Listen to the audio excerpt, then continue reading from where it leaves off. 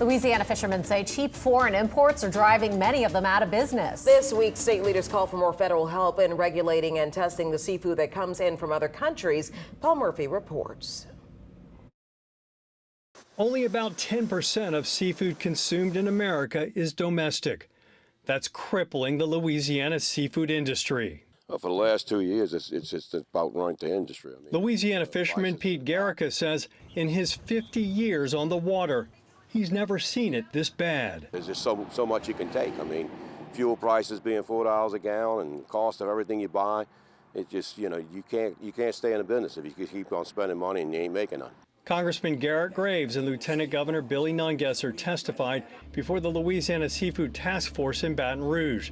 They want the federal government to inspect more imports and impose stricter regulations for seafood coming into the country. You add 10 cents a pound and get that inspection up to about 50% of the imports, one, they'll clean up their act, or a larger portion will get rejected.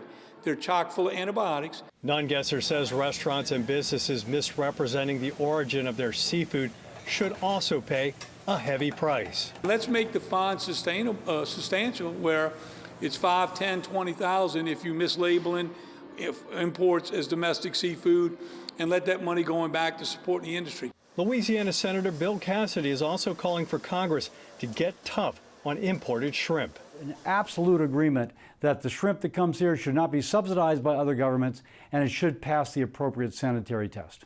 Louisiana fishermen tell us what they really want from Congress is for them to level the playing field with the cheaper imports.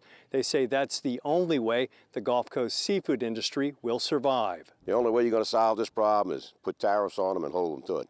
Paul Murphy, WWL, Louisiana. According to Lieutenant Governor Nungesser, state inspectors have written about 2,600 citations to businesses that have been caught mislabeling their seafood as domestic. But he says so far no fines have been collected.